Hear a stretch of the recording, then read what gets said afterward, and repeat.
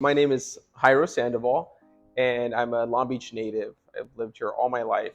I currently live in Cal Heights with my family. Jayro is a very uh, service-forward individual, very community-based in that I'm dedicated to Long Beach and that I love being in my Long Beach bubble. I don't foresee myself ever living outside of Long Beach. And so I have lived here all my life, and I hope to continue those roots and continue to grow within the community and live here for the rest of my life. So I currently am doing a lot of things. I'm a commissioner for the city of Long Beach. I'm on the board for the Arts Council for Long Beach. I'm an active artist and an arts advocate myself. I'm an entrepreneur at heart, so that takes me in a lot of different directions. I go to a lot of community events. I get involved as much as I can. I support my friends along the way as well, them being entrepreneurs, so I'm actively promoting and showcasing and highlighting their stories as well, and bringing them along for the ride with me. So I'm Guatemalan. A lot of people don't really know that, and so I'm of Guatemalan descent. And I don't look Guatemalan. I've gotten a lot of different. You look like a Mexicano, or you look Jewish. I mean, they kind of range from those two back and forth. But I'm Guatemalan. It's a Mayan and Spanish descent, and so my family has a lot of culture in the Mayan, history. If you've ever learned about Mayans, they've created everything that we know now: architecture, calendars. They've read the stars, like you name it. They've done a lot, and yeah, I'm really proud to be part of that culture. And being Guatemalan, I've gotten a chance to go and visit Guatemala and have stayed there, and I still have family out there. So I'm a proud Guatemalan, but I'm also a very proud Californian, which is a melting pot of different cultures. So I'm not opposed to being called Mexican or Salvadorian or Peruvian, whatever you call it. It's all a melting pot here, and it's all love. So very happy to be part of the Latin culture in California. And so my family came and moved here around the 1980s and really set roots here and just started to work. And a lot of my work ethic comes from my family in that they just sacrificed everything they had just to start a new life here and really do something for themselves. And along the way, my parents always supported other community members that were always in need, that were here temporarily or were in transition to another location or whatever it may be. So my room or my bed was always offered up to other people. So I would always spend a lot of my youth on the couch as my mom practically ran a hostel for the Latin community. And that was an interesting experience because I saw her servitude to her community along the way, and that was really impressive. My father, on the other hand, he just worked his butt off and did multiple jobs uh, all at once. So, Monday through Friday, he worked one gig. On the weekends, he worked another. And on the evenings, he picked up another job to make sure that we were, well fed and well housed and had a really bright future ahead of us. But primarily for us not to worry about like the issues that they had. They didn't burden us with those issues, but they expected a lot in return. So far I've disappointed them in many ways.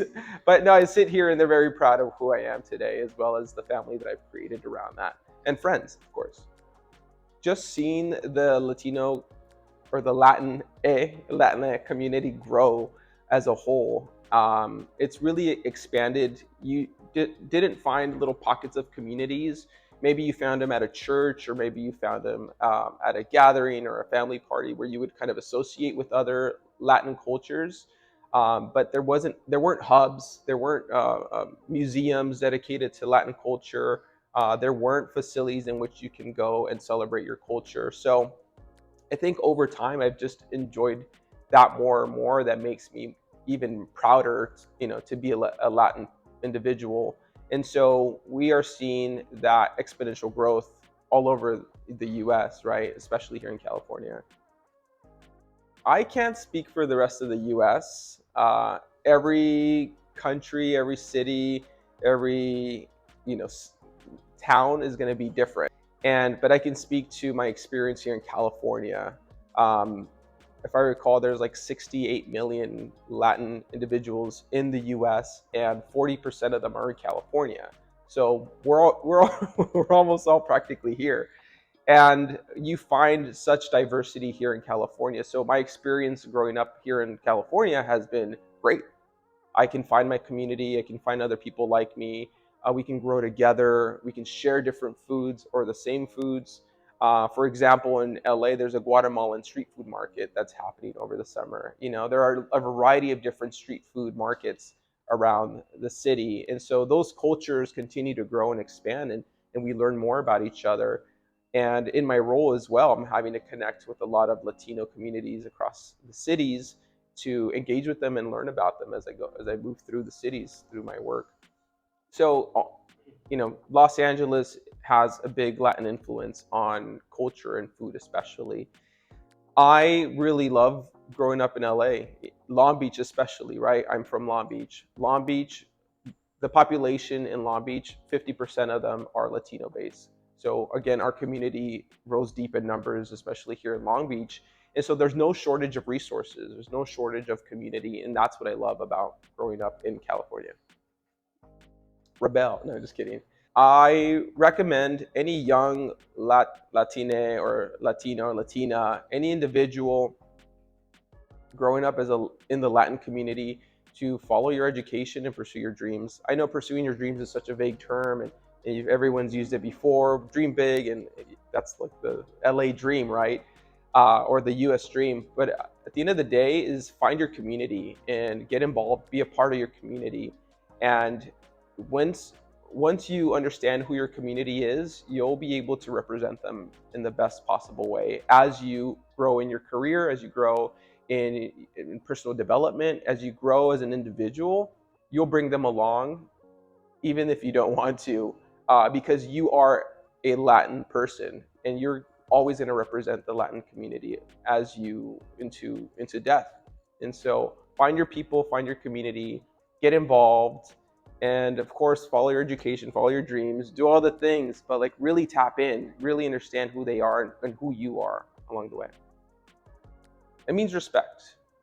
Respect for the history that we have, respect for the people that are here, that are really working to establish a community or are new to the US or new to California, wherever they land.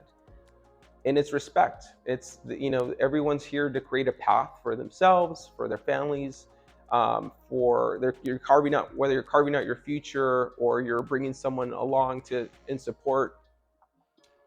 Always, you know, always proceed with respect. And respect, sorry, I'm saying respect too many times, but respect is like the driver here. You know, you have to have a good acknowledgement of not just your culture but other people's as well.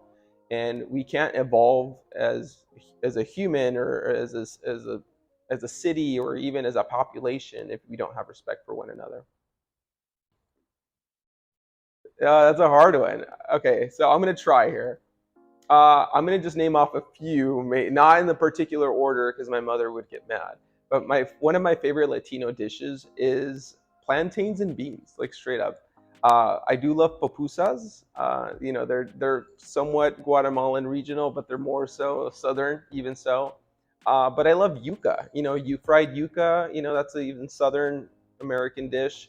Um, there's so many. You know, there's so many, and they're all so different. Ceviche is one of my favorite dishes. Mexico does that really well, you know, because of the all the coastal cities that they have. But I don't know, it's really hard to choose that. So I'm not gonna really, maybe no comment on that one for for my safety. I currently work for Senator Lena Gonzalez as a district representative, and my focus is business, economic development, technology, and aerospace. Part of that job is legislation and policy, and that pulls me in a lot of different directions. The senator introduces a variety of really wonderful bills that help the community, change the environment, or focus on equity, technology. There's a variety of different bills that we can get behind because she's an amazing person. She just joined the Latina caucus as well. So she's out there representing Latinas and Latines along the way. But what I find myself doing is aligning myself with her vision and her initiatives. And one of the most recent bills was the street vendor bill that helps not just protect street vendors, but it legitimizes, but it also creates this a playing field, levels a playing field for them. They're allowed to do what they need to do safely and productively. And so those are the initiatives that we do with the senator, and we cover all of Long Beach all the way up to East LA. So we have about 13 cities that we oversee. So it's not just Long Beach focused. Outside of that capacity, I am a commissioner for the city of Long Beach, and I focus on economic development there. I'm on the board for the Arts Council for Long Beach, like I mentioned. I'm a big arts advocate myself, and I also do offer business mentoring sessions through a nonprofit and through just myself as an individual. So I'm out there actively working with businesses and the community and entrepreneurs and helping them grow along the way. It's a lot easier when you find your communities, right? Because you're already focused in a specific area, whether it's through activism or support or just raising awareness, whatever it may be. Finding your communities allows you to participate, right? Because you're infiltrating that ecosystem, and then you just become part of it. If you have a leadership mentality, it's easy. It'll be easier for you to kind of take the lead and bring people along with you. If you're interested in getting involved in the arts community, find art events, find groups that are actively throwing events out in the city, and go to the parties, meet the people. It's like networking 101, right?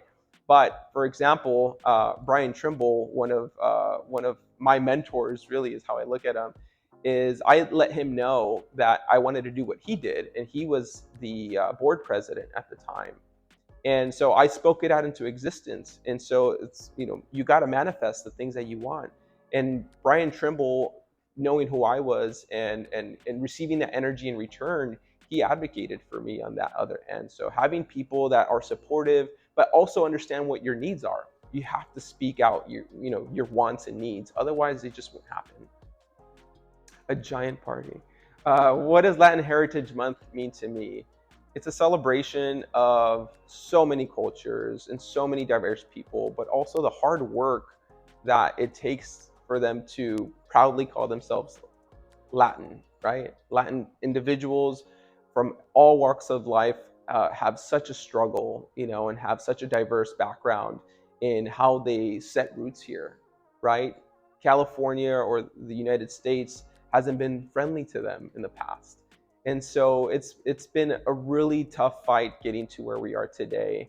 And so we can proudly say that we are celebrating Latinos, Latinas, Latinx, Latinx alike at every possible aspect. So this month is special in that we have such a dense community of the Latino individual community here, because there's so many of us. How can we not celebrate it? How can we not rejoice